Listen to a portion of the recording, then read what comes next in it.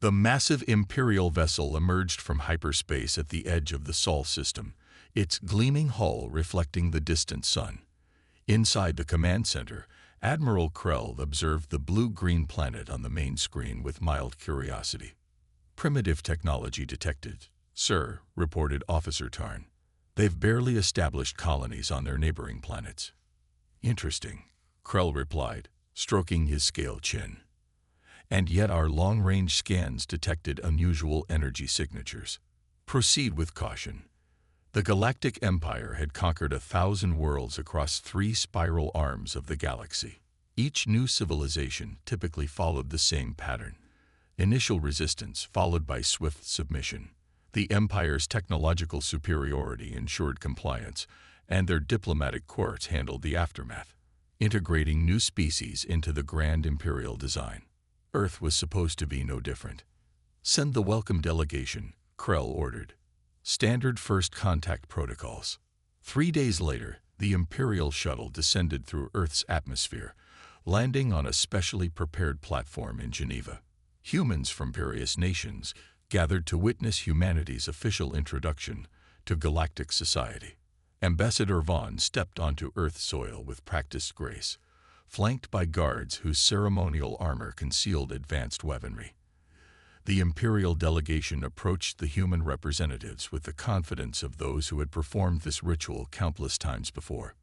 "People of Earth," Vaughn announced through his translator, "I bring greetings from Emperor Draz and the unified worlds of the Galactic Empire.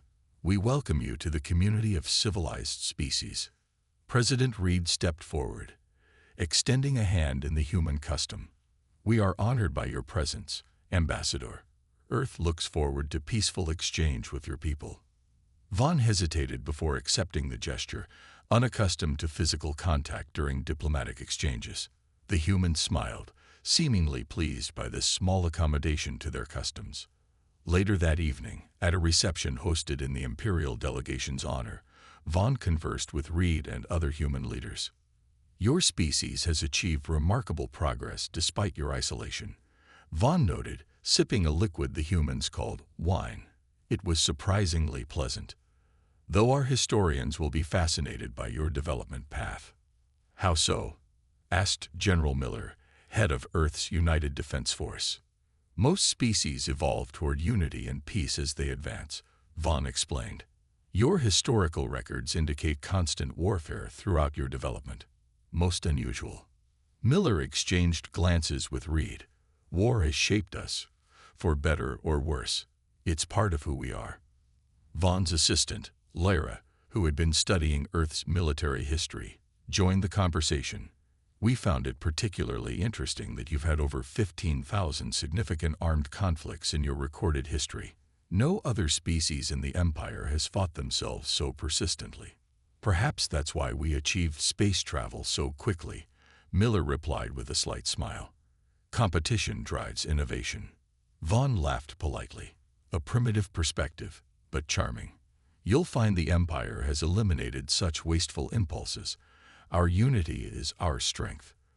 Later that night, aboard the Imperial vessel, Vaughn reported to Admiral Krell.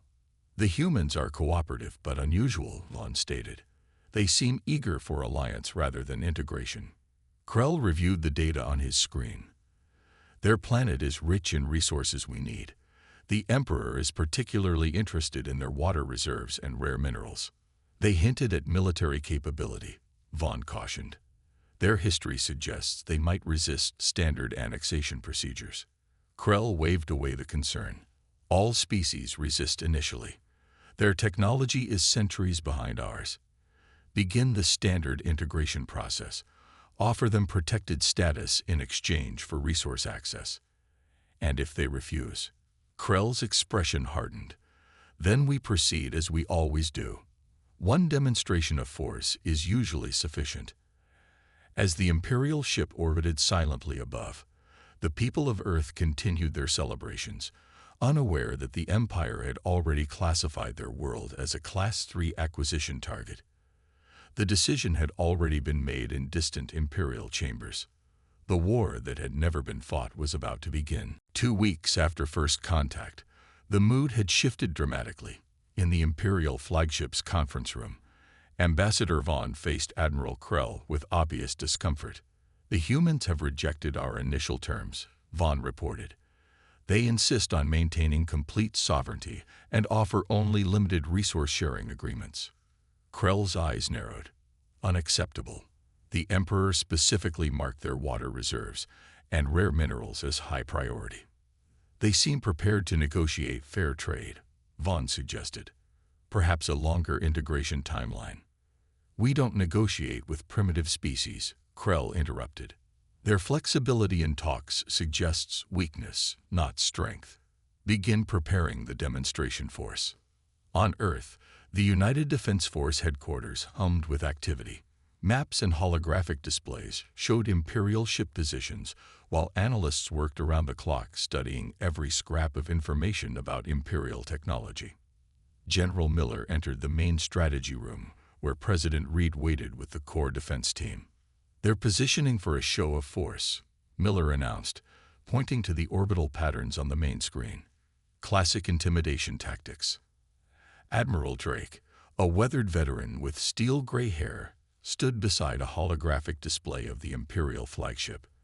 "Their technology exceeds ours in most areas, but we've identified several potential weaknesses. Can we defend Earth if they attack?" President Reed asked directly. Drake's expression remained carefully neutral. "We can do more than defend." Reed raised an eyebrow. "Explain." "The Empire hasn't fought a war in over 3 centuries, Drake said, pulling up historical data. "They've conquered through intimidation and technical superiority, but their actual combat experience is minimal. They'd forgotten what real war looks like." "And we haven't," Miller added grimly. The next morning, Imperial shuttles landed at designated sites worldwide. Ambassador Vaughn delivered the same message at each location. Earth would join the Empire as a protected territory, with Imperial administrators overseeing resource extraction. Resistance would result in regrettable but necessary demonstrations of Imperial authority. At the Geneva Diplomatic Center, Vaughn faced the Earth Coalition leadership directly. "The Empire has cataloged 12,432 inhabited worlds," Vaughn stated calmly. "All have accepted Imperial protection. This is not a negotiation, but an opportunity for peaceful transition." President Reed stood, her expression resolute.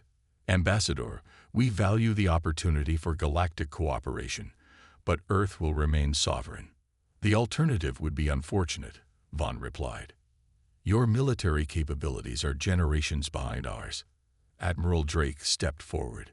He was shorter than Vaughn, but carried himself with the quiet confidence of someone who had seen real combat. "Ambassador, let me be clear," Drake said, his voice low but carrying throughout the room. "Humans have spent thousands of years perfecting the art of war against ourselves. We've developed a particular talent for it. The Empire has never faced humans in combat before." Vaughn smiled condescendingly. "Are you threatening the Galactic Empire, Admiral?" "Not threatening," Drake replied. "Warning, we don't want this war. But if you force it upon us, remember we advise you to run." The translator hesitated, as if uncertain how to convey the statement.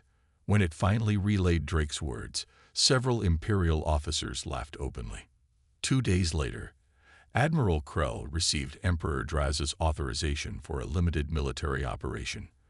The plan was simple: disable Earth's primitive satellite network and defense systems, then target a small, uninhabited area to demonstrate Imperial firepower. "Begin the operation," Krell ordered. "1 demonstration should be sufficient." As Imperial warships moved into attack formation, Earth's defense forces shifted to high alert.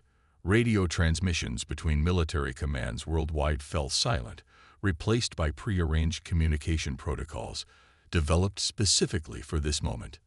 The Empire had conquered 1,000 worlds without serious resistance.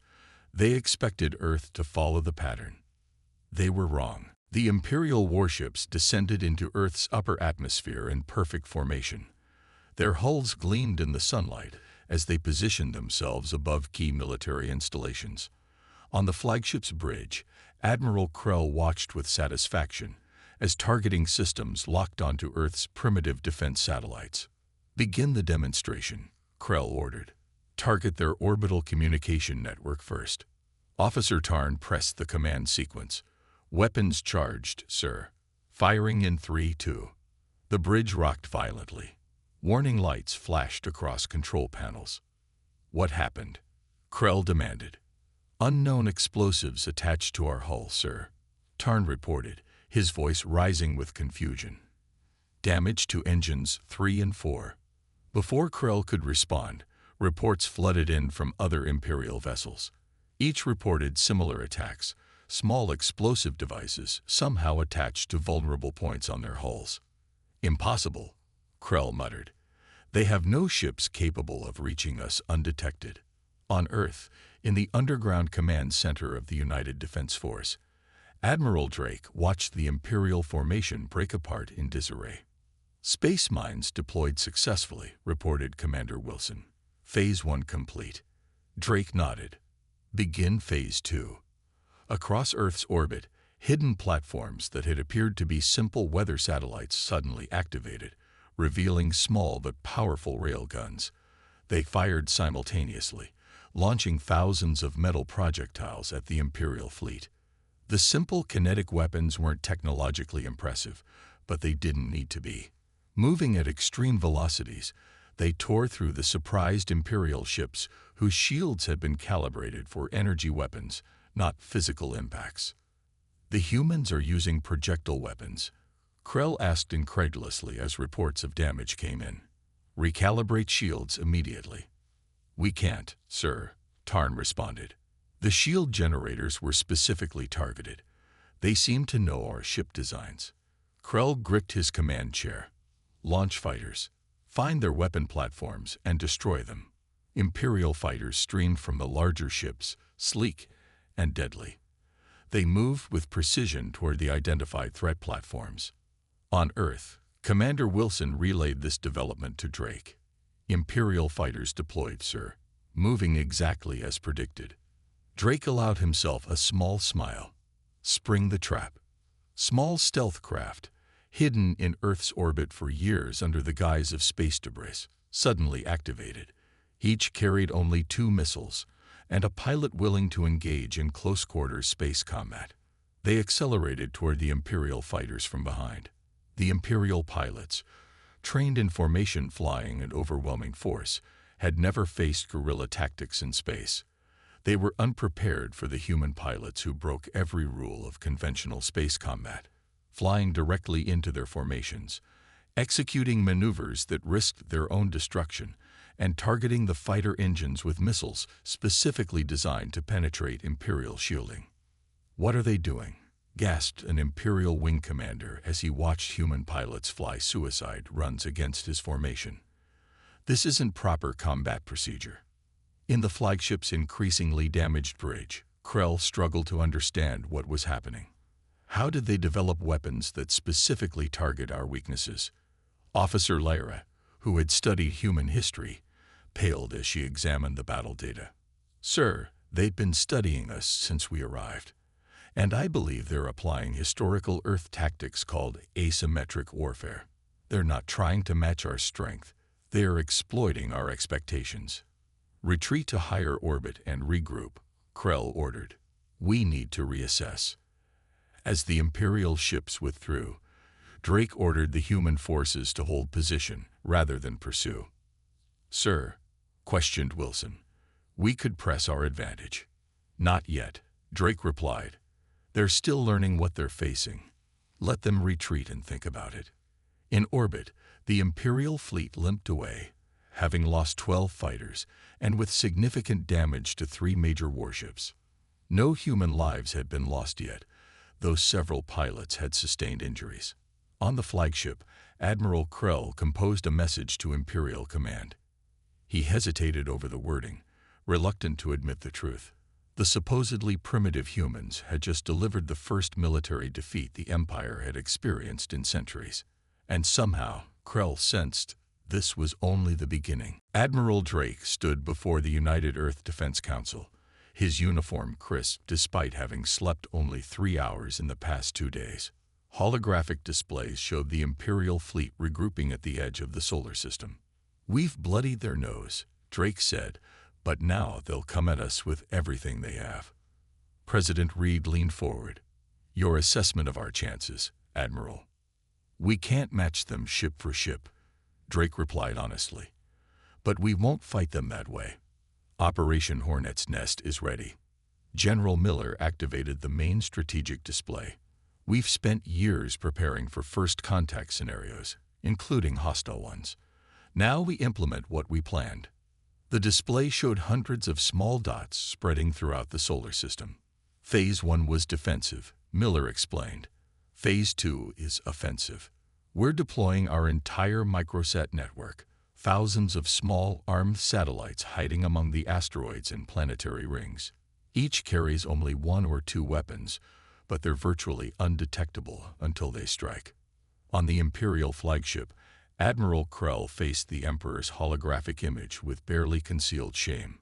"Explain this failure," Emperor Draz demanded, his multifaceted eyes glinting with anger. "The humans employed unexpected tactics, Your Eminence," Krell responded.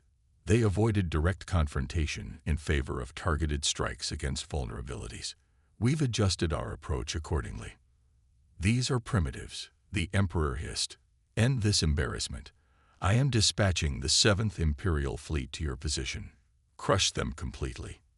As the connection terminated, Officer Lyra approached cautiously. "Admiral, our analysis of human military history suggests they often become more effective when fighting defensively, especially when protecting their homeworld." "Then we won't give them time to defend," Krell snapped. "Prepare all remaining ships for immediate assault." 48 hours later, the Imperial attack force descended toward Earth again. This time, their formation was tighter, shields recalibrated, and weapon systems at maximum readiness. "No signs of the human weapon platforms," Officer Tarn reported. "They appear to have withdrawn." Krell narrowed his eyes. "Proceed with caution. Target their major military installations first." The Imperial ships entered high Earth orbit unopposed.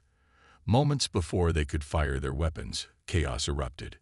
From hiding places throughout the solar system, hundreds of small human craft appeared, each launching precision strikes before disappearing again. They emerged from behind moons, within asteroid fields, and even from disguised positions on Earth's surface. "They're everywhere," Tarn shouted as damage reports flooded in. Unlike the previous engagement, the humans weren't just defending. Their attacks came from all directions, following no predictable pattern. When Imperial fighters gave chase, they found themselves led into ambushes. When they formed defensive positions, the humans simply avoided those ships and struck elsewhere. In the Earth Defense Command Center, Drake watched the Imperial formation crumble into desperate individual actions. "They're used to enemies who fight like they do," Drake observed. "Hierarchical, predictable, organized." Switch to Communication Protocol Delta. Across the battlefield, human forces began operating under a decentralized command structure.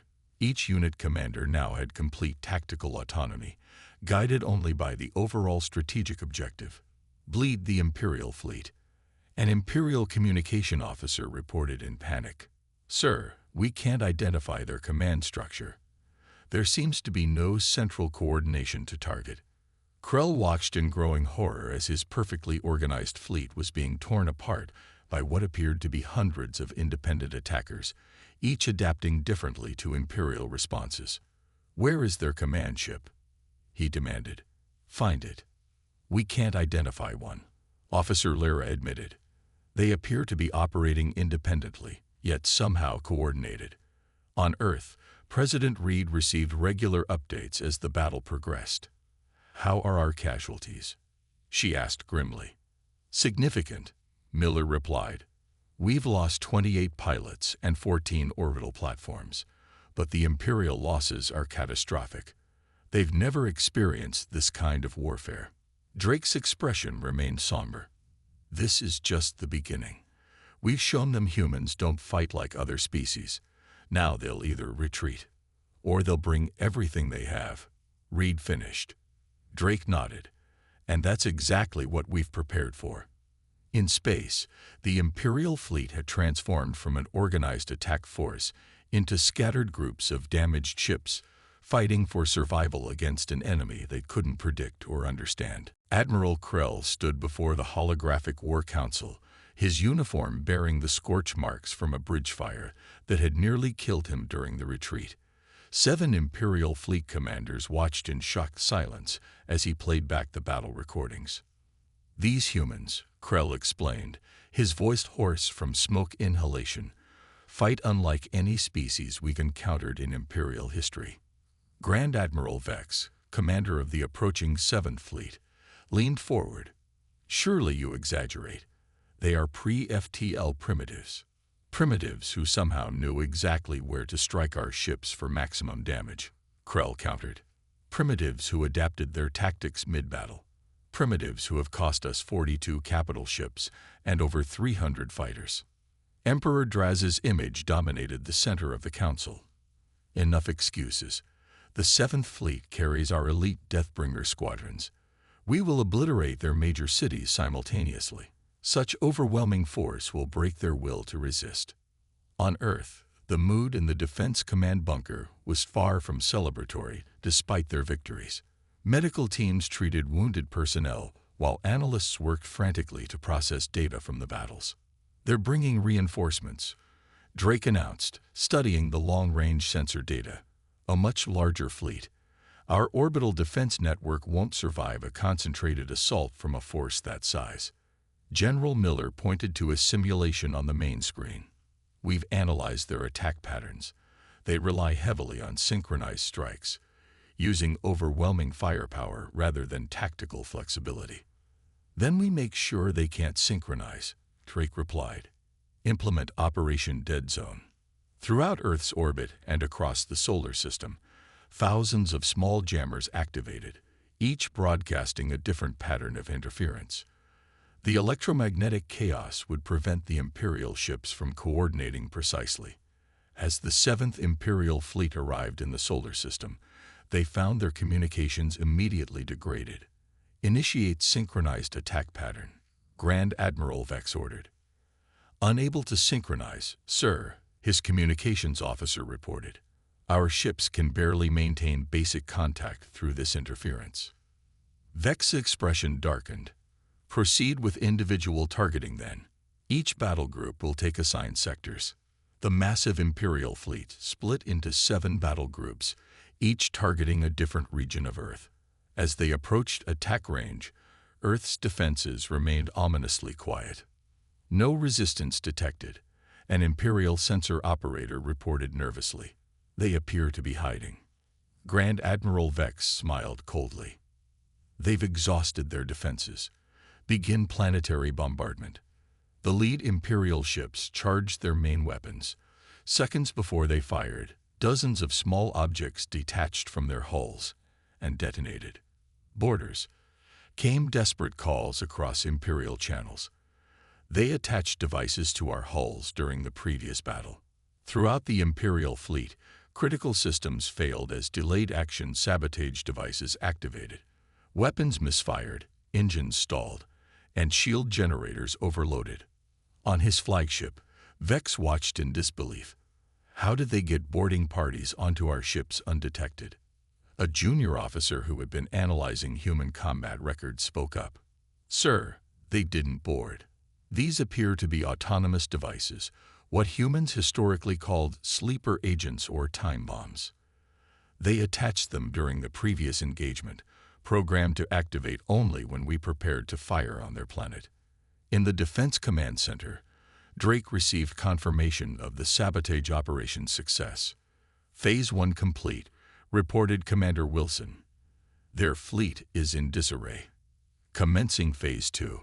From Earth's surface, hundreds of missile batteries revealed themselves, launching simultaneously. Unlike conventional weapons, these missiles contain no explosives. Instead, they carried thousands of microscopic robots, a technology humans had perfected for medical use, now repurposed for war. As the missiles detonated near Imperial ships, clouds of these nanobots attached themselves to hull plating, began disassembling critical components molecule by molecule, and transmitted the Imperial technology specifications back to Earth. What is happening to our ships? Vex demanded as system after system failed across his fleet. The junior officer studying the attack paled. "They're eating our ships, sir." In the Imperial War Council, Emperor Draz watched the unfolding disaster with growing fury. How is this possible? How can primitives defeat our most elite forces? Admiral Krell, who had studied the battle data extensively, finally understood. Because they've been planning for war their entire history, Your Eminence. While we conquered through intimidation, they prepared for the worst. They don't fight to showcase superiority. They fight to win, by any means necessary. For the first time in centuries, real fear spread through the Imperial High Command as they realized what they had awakened. Emperor Draz paced the war room aboard the Imperial Dreadnought *, Inevitable Conquest *, the mightiest warship ever constructed. Around him, the highest-ranking military leaders of the Empire watched in tense silence. 3 fleets, Draz hissed, his clawed hand crushing a holographic representation of Earth. 3 fleets lost to these primitives. Grand Marshal Torn, the Empire's most decorated military strategist, stepped forward. "Your Eminence, we have assembled the largest attack force in Imperial history. Every available warship has been recalled. We will overwhelm them with our numbers." That's what Vex thought. Krell muttered from the corner where he had been relegated after his failures. Draz glared at him. "You have something to add, Admiral." Krell straightened. "The humans adapt faster than we can implement new strategies. They study our weaknesses and exploit them. Traditional tactics won't work." "Then we won't use traditional tactics," Draz declared. "We will deploy the Planet Killers." A shocked silence fell over the room. The Planet Killers were doomsday weapons, never before used in actual combat. On Earth, Admiral Drake stood before a global emergency session of the United Earth Council.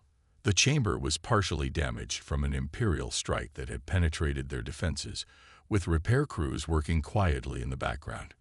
"Our orbital defense network is at 30% capacity," Drake reported. "We've inflicted serious damage on their forces, but our latest intelligence confirms they're assembling for a final massive assault." President Reed looked grim. "Options?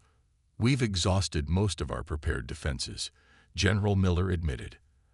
"Our remaining forces can't repel a concentrated attack of the scale they're assembling." Drake touched a control, and a new holographic display appeared. "Then we implement Operation Last Light." The display showed hundreds of small objects scattered throughout the solar system. "What are we looking at?" asked the representative from the African Federation. "For decades, we sent out what appeared to be routine resource exploration missions throughout our solar system," Drake explained. "What we were actually doing was positioning a network of automated weapons factories hidden inside asteroids, moons, and planetary rings, each capable of producing combat drones with the specifications we transmit." Murmurs spread through the chamber. "You built this without authorization?" the European Union representative asked sharply. "We built this with the highest level of classified authorization," President Reed corrected. "After analyzing thousands of first contact scenarios, we determined that any spacefaring civilization capable of reaching us would likely possess overwhelming technological superiority." The display zoomed out further, revealing thousands more points of light extending beyond the solar system. "This isn't all," Drake continued. "We also made friends." As the Imperial Armada approached Earth, Grand Marshal Torn monitored the deployment. 10,000 ships arranged in a spherical formation that would envelop the planet, preventing any escape. "No signs of human defensive preparations," an officer reported. "They appear to have exhausted their resources." Torn nodded. "The Planet Killers are in position." "On my mark." "Marshal." Multiple hyperspace signatures detected, the sensor officer shouted. "Thousands of them, surrounding our formation." Around the Imperial Armada, Space tore open as ships of various designs appeared. Some were clearly of human manufacture, crude but functional. Others belonged to species that the Empire had conquered decades or centuries ago. "Impossible," Torn whispered. "The subjugated worlds are rising against us." On the bridge of the lead human battleship, Admiral Drake stood alongside representatives from a dozen formerly conquered species. The Empire believed conquest was simply a matter of superior technology, Drake said to his allies. They never understood that oppression creates common cause among the oppressed. He turned to his communications officer. "Send the message. Across all channels, in every language of the Empire and its subject worlds." Drake's voice rang out. "This is Admiral James Drake of Earth. We warned you to run. You chose not to listen. Now witness what happens when humanity goes to war, and we don't fight alone." From the hidden factories throughout the solar system, tens of thousands of combat drones launched simultaneously. From the Allied ships, fighters and boarding craft deployed. The Imperial formation, designed to attack a single planet, now found itself surrounded on all sides by enemies they had created through centuries of arrogant conquest. On the Imperial dreadnought, Emperor Draz watched in stunned silence as his armada was engulfed in combat from all directions. "How?" he demanded. "How did they unite our enemies against us?" Admiral Krell's bitter laugh echoed through the command chamber. "Because while we were studying their weapons, they were studying our empire. They found our greatest weakness." "Which is?" Draz snarled. Your Eminence," Krell replied. "And the hatred you've sown across the galaxy." The Imperial Dreadnought * Inevitable Conquest * drifted powerless, its once mighty engines silent. Inside the command bridge, Emperor Draz stared at the viewscreen showing the remains of his Grand Armada scattered across space. Nearly 70% of the Empire's total military strength had been destroyed or captured in just 3 days of fighting. "Your Eminence," Grand Marshal Torn said quietly, "we've received another communication from the human admiral." Draz didn't turn. "Play it." Admiral Drake's face appeared on screen. Unlike Imperial commanders who wore elaborate uniforms denoting their authority, the human wore a simple uniform with minimal decoration. "Emperor Draz, this is Admiral Drake representing Earth and our allies. Your fleet is defeated. Your supply lines are cut. We control all hyperspace lanes leading to your core worlds. We offer you one chance to end this conflict before we continue to your homeworld." Draz hissed. "They wouldn't dare attack the Imperial throne system." "The same arrogance that brought us here," Admiral Krell muttered from where he stood under guard. His insights during the battle had proven valuable enough to avoid execution, but not enough to regain his rank. On Earth, President Reed and the United Council observed the exchange from the war room. Representatives from 24 formerly subjugated species stood alongside them. "Will he accept?" asked Ambassador Lorne of the Trilaxian Confederation, a species that had endured 3 centuries of imperial rule. "His pride may not allow it," Reed replied. "But his advisors will force his hand. They've seen what happened to their fleets." Drake continued his message. "Our terms are simple. The Empire will recognize the full independence of Earth and all allied worlds that have joined our coalition. A demilitarized zone will be established between our territories. In return, we will not pursue further military action against the Empire." The message ended, leaving the Imperial bridge in silence. "Your Eminence," Torn finally said, "we must consider these terms. Our remaining forces cannot." "You suggest surrender," Draz snarled. "I suggest survival," Torn replied firmly. "The humans have demonstrated capabilities beyond anything we anticipated, and they've united the conquered worlds against us. This is no longer a battle against primitives. It's becoming a galactic civil war." 3 days later, the formal peace conference convened on a neutral space station positioned between Earth and Imperial space. The station, hastily constructed by both sides, symbolized the new balance of power. Admiral Drake led the Earth delegation, while Emperor Draz, breaking with centuries of tradition, personally represented the empire rather than sending diplomats. The emperor's presence acknowledged the severity of the situation. "Before we begin," Draz said as they sat at the circular table, "I would understand something, Admiral. How did a pre-FTL civilization defeat the greatest empire in galactic history?" Drake considered the question. "We recognized a fundamental truth you had forgotten. Emperor, in your centuries of easy conquest, you forgot what real war requires." "And what is that?" Draz asked. "Imagination," Drake replied. "When every conquest follows the same pattern, you lose the ability to adapt. Humanity has spent its entire history fighting itself, developing countless ways to defeat enemies who learn and adapt as we do. We never stopped thinking like warriors, even in peace. The peace negotiations lasted for weeks. When finally complete, the galaxy had been transformed. The treaty established Earth and its allies as an independent coalition, recognized the sovereignty of 24 formerly subjugated worlds, and created buffer zones between Imperial and Earth-allied space. 6 months later, Admiral Drake walked through a memorial garden in Geneva, where monuments honored those lost in humanity's first interstellar war. General Miller joined him, their breath visible in the cool autumn air. "The Imperial diplomatic envoy asked me a question today," Miller said. "He wanted to know why we warned them to run if we knew we could win." Drake stopped before a simple stone marker. "What did you tell him?" "The truth," Miller replied. "That we weren't certain we would win. That the warning wasn't a boast but genuine advice." Drake nodded, looking up at the stars now known to hold both friends and wary former enemies. "The hardest lesson for the Empire to learn," Drake said quietly, "was that those who truly understand war desire at least. We didn't fight them because we wanted to prove our superiority. We fought because they left us no choice." He touched the stone marker gently. "And now they understand why species that master war should be left in peace." In the Imperial Palace, Emperor Draz studied reports from the border regions. New trade agreements with Earth were proceeding, cultural exchanges had begun, and a wary peace held firm. On his desk sat a small gift from the human delegation, a simple clock containing an ancient human proverb etched into its face. It read, "Si vis pacem, parabellum."